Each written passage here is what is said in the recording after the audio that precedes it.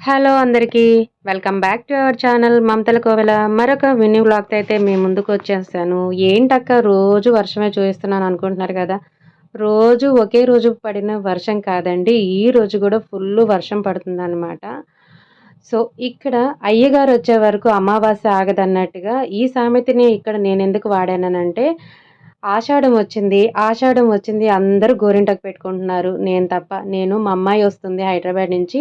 మా అమ్మాయి వచ్చిన తర్వాత ఇద్దరం కలిసి అంటే అమ్మాయికి పెట్టి నేను పెట్టుకోవచ్చని గోరింటాకు పెట్టుకోకుండా ఉన్నాననమాట. అమ్మాయి వచ్చింది లేదు. నేను గోరింటాకు పెట్టుకుంది లేదు. సో, అందుకని ఈరోజు గోరింటాకు కోసం 2 రోజుల నుంచి ట్రై చేస్తూ ఉంటే గోరింటాకు ఎక్కడా దొరకలేదండి. మొత్తం అయిపోయింది. ఆఖరికి మా ఆడపడుచుకి కాల్ చేసి అడిగినా కూడా చెట్టు మొత్తం ఊడ్చేశారు. ఖాళీగా ఉందని చెప్పింది. సో, చేసేదేమి లేక ఏం చేస్తాం చెప్పండి? అందుకని కోన్ పెట్టుకుందామని అనుకుంటున్నా.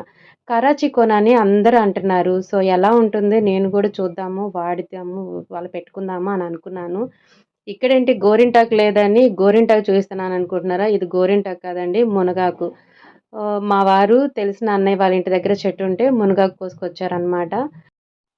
ఈ చీర కట్టుకుందామంటే చాలా ఇబ్బందిగా అనిపిస్తుందండి. ఎక్కడ చూసినా ఇదే చీరలే అనమాట.